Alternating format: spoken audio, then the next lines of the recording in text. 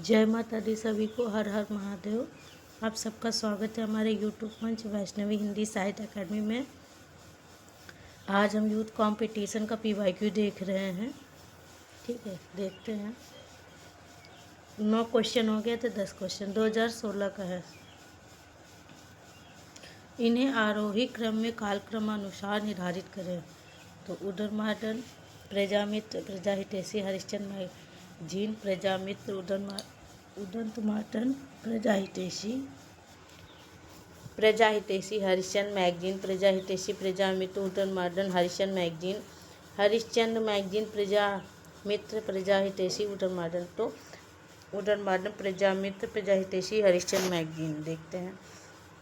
उदंतमार्टन 1826 जुगल किशोर की, प्रजामित्र 1834, प्रजाहितैषी 1855 लक्ष्मण सिंह की है, हरिश्चंद्र मैगजीन 1873 भारतेंद्र हरिश्चंद्र की है। आगे देखते हैं।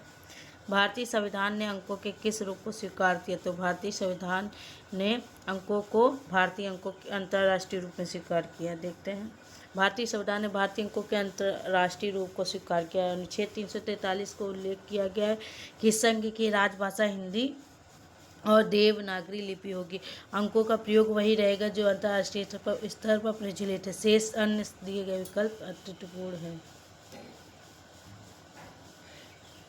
इतिहास लेखन की सबसे विकसित पद्धति क्या है? तो इतिहास लेखन की सबसे विकसित पद्धति है विधेयवादी। इतिहास लेखन की सबसे विकसित पद्धति विधेयवादी पद्धति मानी जाती है।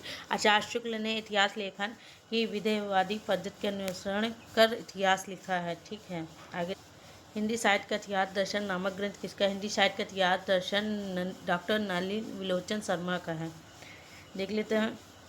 साहित्य का इतिहास दर्शन ग्रंथ डॉक्टर नलिनी विलोचन शर्मा का है। विजेंद्र स्नातक हिंदी साहित्य का इतिहास है। डॉक्टर नावर सिंह की दूसरी परंपरा की खोज और डॉक्टर विनय मोहन हिंदी साहित्य का अभ्युत्थान। ठीक है, आगे क्वेश्चन 15 देखते। कविचंद सुधा पत्रिका का प्रकाशन वर्ष है। तो कविचंद सुधा कब हुई थी? 1868 में। कविचंद सुधा पत्रिका प्रकाशन 1868 है। यह पत्रिका भारतीय हरिश्चंद्र काशी से निकाली जाती है। इसके अतिरिक्त बाला बोधनी तथा हरिश्चंद्र मैगजीन नामक पत्रिकाओं का भी संपादन भारतेंद्र जी ने किया। आगे देखते हैं। शुक्ल जी के आचार्य रामचंद्र शुक्ल के इतिहास ग्रंथ में कालों के नामकरण का आधार क्या रहा? तो क्या रहा? पूर्व परंपरा, युग प्रवृत्ति प्रमुख ग्रंथ इनमें से कोई नहीं। तो युग प्रवृत्ति। ठीक है, देख लेते हैं। आचार्य शुक्ल के इतिहास ग्रंथ में कालों के नामकरण का आधार युग प्रवृत्ति रहा है। आचार्य शुक्ल ने अपना इतिहास ग्रंथ हिंदी साहित्य का इतिहास विधेयवादी पद्धति पर लिखा, जिसका प्रकाशन 1929 है। ठीक है, आगे देखते हैं। निम्नलिखित में से कौन सी श्रेणी कालक्रमानुसार सही है? तो देख लेते हैं। हुमायूं रासो, बीसलदेव रासो, पृथ्वीराज रासो, हमीर रासो। तो हुमायूं रासो 9वीं शताब्दी दलपत विजय, बीसलदेव रासो 1212 संवत नरपत नाल का है और पृथ्वीराज रासो 13वीं शताब्दी चंद्रवरदाई, हमीर रासो 14वीं सदी सारंगधर का अंतिम चरण है। ठीक है, आगे देखते हैं। इन सिद्धों एवं नाथों का सबसे पुराने हैं। तो सरहपा सबसे पुराने। देख लेते हैं। सिद्धों एवं नाथों में सबसे पुराने सरहपा है। सिद्धों से ही नाथ संप्रदाय की उत्पत्ति हुई, जिसके प्रेरणा गोरखनाथ है। सरहपा को हिंदी का प्रथम कवि माना गया है, जिसकी रचना दोहा कोश है। सरहपा को हिंदी का प्रथम कवि माना गया है, जिसकी रचना दोहा कोश है। आगे देखते हैं। कनहप्पा सिद्धों में सबसे श्रेष्ठ विद्वान, सबसे बड़े कवि माने जाते हैं। तो सबसे श्रेष्ठ विद्वान कवि, सबसे बड़ी कवि कौन है? तो कनहप्पा है, किंतु इनका कोई ग्रंथ प्राप्त नहीं। प्रश्न के विकल्प में सरहपा दिया है। सरहपा होना तर्कसंगत है। द्वैताद्वैतवाद के प्रवर्तक आचार्य का क्या नाम था? तो द्वैताद्वैतवाद है निम्बार्काचार्य। ठीक है, निम्बार्काचार्य है। द्वैताद्वैतवाद के प्रवर्तक आचार्य निम्बार्काचार्य हैं। अन्य आचार्य के संप्रदाय देख लेते हैं। माधवाचार्य द्वैतवाद, वल्लभाचार्य शुद्धता द्वैतवाद, विष्णु स्वामी रुद्र संप्रदाय। ठीक है, आगे देखते हैं। क्वेश्चन 21 देखते हैं। सूफी काव्य परंपरा की सर्वश्रेष्ठ रचना है। तो सूफी काव्य परंपरा की सर्वश्रेष्ठ रचना है पद्मावत। देख लेते हैं। सूफी काव्य परंपरा की सर्वश्रेष्ठ रचना पद्मावत है। पद्मावत 1540, मलिक मोहम्मद 1540 मलिक मोहम्मद जायसी का श्रेष्ठ प्रेमाख्यानक महाकाव्य। इस महाकाव्य 57 खंड है। अन्य ग्रंथ रचनाकार निकले तो मृगावती कुतुम्बन की है, मधुमालती मंजन की है, माधवानल कामकंदला आलम की है। आगे देखते हैं। निम्नलिखित को कालक्रम के अनुसार व्यवस्थित करें तो इसमें सही नहीं दिया है, नीचे देख लेते हैं। स्वामी हरिदास 1478, सूरदास 1478, मीराबाई 1516 और रसखान 1533। तो स्वामी हरिदास 1478, सूरदास 1478, मीराबाई 1516, रसखान 1533। सूरदास और हरिदास का जन्म वर्ष एक होने के कारण आयोग ने इस प्रश्न को मूल्यांकन से बाहर कर दिया। आगे देखते हैं। लोकनायक वही हो सकता है जो समन्वय को अन्य का अपार धैर्य को लेकर आया हो। उनका सारा काम समन्वय का विराट चेष्टा। यह कथन किसका है? तो हजारी प्रसाद द्विवेदी जी का है। ठीक है, इंपॉर्टेंट देख लेते हैं। आचार्य हजारी प्रसाद द्विवेदी राम भक्त कवियों में श्रेष्ठ कवि गोस्वामी तुलसीदास जी के विषय में लिखते हैं, लोकनायक वही हो सकता है जो समन्वय को अपार करने धैर्य लेकर आया हो। उनका सारा काम समन्वय की विराट चेष्टा है। आगे देखते हैं। निम्नलिखित कवियों के जीवन काल का सही क्रम का है तो बिहारी, भूषण, मतीराम होगा। देख लेते हैं। बिहारी 1555, भूषण 1613, मतीराम 1617, देव 1673। आगे देखते हैं। Question number 23। अभिज्ञान शाकुंतलम का खड़ी बोली में अनुवाद किसने किया? तो राजा लक्ष्मण सिंह ने किया। देखते हैं। अभिज्ञान शाकुंतलम का हिंदी खड़ी बोली में अनुवाद राजा लक्ष्मण सिंह ने किया। मुंशी सदा शुक्ला, नियाज सुखसागर, भारतेंद्र हरिश्चंद्र, भारत दुर्दशा, इंशाअल्लाह खां, रानी केतकी की कहानी। भारत बंधु पत्रिका का संपादन कौन करता था? तो भारत बंधु तोताराम। देख लेते हैं। भारत बंधु पत्रिका का संपादन तोताराम करते थे। इस पत्रिका का प्रकाशन 1876 में अलीगढ़ से हुआ। मतलब जो भारत बंधु है तो अलीगढ़ में हुआ। ठीक है। यह पत्रिका साप्ताहिक पत्रिका थी। प्रताप नारायण मिश्र 1883 में कानपुर से मासिक पत्रिका ब्राह्मण निकालते थे। विशाल भारत नामक मासिक पत्रिका संपादक बनारसी दास चतुर्वेदी। तो विशाल भारत किसका है? तो बनारसी दास चतुर्वेदी का है। यह 1928 में प्रकाशित हुई थी। आगे देखते हैं। साहित्य जन समूह के हृदय के विकास है, यह किसकी परिभाषा दी गई है? तो ये बालकृष्ण भट्ट। देख लेते हैं। साहित्य जन समूह के हृदय का विकास है, यह परिभाषा बालकृष्ण भट्ट की है। बालकृष्ण भट्ट जी हिंदी साहित्य के प्रसिद्ध निबंधकार हैं। इनको आचार्य शुक्ल ने हिंदी का स्टील कहा है। तो बालकृष्ण भट्ट को क्या कहा जाता है? स्टील कहा जाता है। इनके प्रमुख निबंध देख लेते हैं। चंद्रोदय, शब्द की आकर्षण शक्ति, कल्पना, मेला, ठेला, बाल विवाह, एक अनोखा स्वप्न, प्रतिभा, आत्मगौरव, रुचि, आशा। ठीक है। आगे देखते हैं।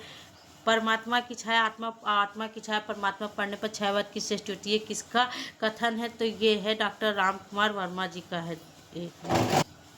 डॉक्टर रामकुमार वर्मा का। परमात्मा की छाया, आत्मा की छाया, परमात्मा पढ़ने पर छायावाद की श्रेष्ठ होती है, यह कथन डॉक्टर रामकुमार वर्मा छायावाद के परिभाषित करता है। आगे देखते हैं। छायावाद की अन्य परिभाषा। डॉक्टर नागे ने छायावाद स्थूल के प्रति सूक्ष्म का विद्रोह है। आचार्य शुक्ल ने छायावाद शब्द का प्रयोग दो अर्थों में समझना चाहिए। एक पहला रहस्यवाद के अर्थ में, दूसरा काव्य शैली या पद्धति विशेष के व्यापक अर्थ में। डॉक्टर रामविलास शर्मा ने छायावाद स्थूल के प्रति सूक्ष्म का विद्रोह नहीं रहा है, वरन थोथी नैतिकता, रूढ़िवादी और सामंती बंधनों के प्रति विद्रोह रहा है। आगे क्वेश्चन 27 देख लेते हैं। 1 मिनट कलर चेंज कर लेते हैं। इन कवियों को आरोही कालक्रम में व्यवस्थित करें तो है प्रसाद, निराला, पंत, महादेव वर्मा। देख लेते हैं।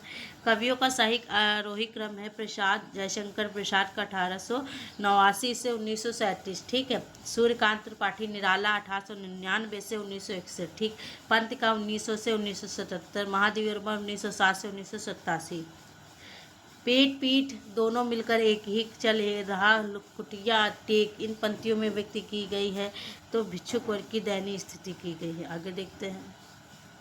निम्नलिखित में से कौन सा कवि आद्र प्रगतवादी नहीं रहा है? तो ये इसमें ऑप्शन देख लेते हैं। इसमें नारायण शर्मा आघंत प्रगतवादी कवि नहीं रहे हैं। यह व्यक्तिवादी कवि प्रेम और मस्ती का काव्य है। इनकी प्रमुख रचनाएं प्रभात फेरी, प्रवासी के गीत, पलाशवान, मिट्टी और फूल, रक्त चंदन, अग्निशेष, जबकि नागार्जुन, केदारनाथ अग्रवाल, रामविलास शर्मा आघांत प्रगतवादी कवि हैं। ठीक है। तो एक नागार्जुन, केदारनाथ अग्रवाल, रामविलास शर्मा आघांत प्रगतवादी कवि हैं। आगे देखते हैं, ठंडा लोहा की रचना, ठंडा लोहा धर्मवीर भारती की है। ठंडा लोहा की रचना का धर्मवीर भारती। इनकी अन्य कृतियाँ कनुप्रिया 1959, सात गीत वर्ष 1959, अंधा युग 1955, गीतनाथ। आगे देखते हैं, मुक्तिबोध की रचना, चांद का मुंह टेढ़ा 1964, भूरी भूरी खाक 1980, आगे की रचना भग 1933, चिंता 1942, इत्तिलम 46, हरिहर्ष पर छड़ब 1949, बावरा अहिरी 1954 और सागर मुद्रा 1970, आंगन के पार द्वार 1961। आगे देखते हैं, राधा कृष्ण दास देख लेते हैं। राधा कृष्ण दास ने क्वेश्चन नंबर 31 है, राधा कृष्ण दास ने गोवध की समस्या का निवारण करने हेतु कौन सा उपन्यास लिखा? तो निसहाय हिंदू। देख लेते हैं, राधा कृष्ण दास ने उपन्यास निसहाय हिंदू में गोवध की समस्या का निवारण करने हेतु प्रयास किया गया, जबकि भूतनाथ उपन्यास देवकी नंदन खत्री द्वारा लिखित यह आदर्श हिंदू उपन्यास के लिए मेहता लज्जाराम शर्मा का है। ठीक है, आगे देखते हैं, आदर्श हिंदू उपन्यास के लेखक हैं मेहता लज्जाराम शर्मा। ठीक, आगे देखते हैं, प्रेमचंद के उपन्यासों का कालक्रम निर्धारित करें। तो प्रेमचंद के उपन्यासों का काम इसमें सही नहीं दिया। आगे नीचे देख लेते हैं, कथा सम्राट मुंशी प्रेमचंद उपन्यास का सही क्रम है सेवा सदन 1918। ठीक है, और प्रेमाश्रम 1922, निर्मला 27, गोदान 36। ठीक है, आगे देखते हैं, इतिहास इस बात का गवाह है कि इस महिमामयी शक्ति की उपेक्षा करने वाले साम्राज्य नष्ट हो गए। इस कथन का उपन्यास उद्धृत है, तो यह है बाण भट्ट की आत्मकथा है। देख लेते हैं, इसमें इतिहास इस बात का गवाह है कि इस महिमामयी शक्ति की उपेक्षा करने वाले सम्राट नष्ट हो गए। उपयुक्त का 4 अजय प्रसाद द्विवेदी द्वारा लिखित उपन्यास बाण भट्ट की आत्मकथा से उद्धृत है। यह उपन्यास का इस प्रकार है। अन्य उपन्यास देख लेते हैं, गोदान प्रेमचंद दिव्या यशपाल का है, आपका बंटी मन्नू भंडारी का है। इनका सही कालक्रम बताएं, देख लेते हैं, इसमें भी सही नहीं दिया। नीचे देखते हैं, विचित्र विवाह रामचरित उपाध्याय राम समाज सेवक पर्दा यशपाल का, चुम्बन पांडे बेचन शर्मा उग्र का है। समाज सेवक हिंदी के किसी साहित्यकार की रचना न होने के कारण आयोग ने इस प्रश्न को मूल्यांकन से बाहर कर दिए हैं। ठीक है, आगे देखते हैं, नेक्स्ट क्लास में टॉपिक जय माता दी हर हर महादेव। आगे के क्वेश्चन 35 क्वेश्चन है। ठीक है।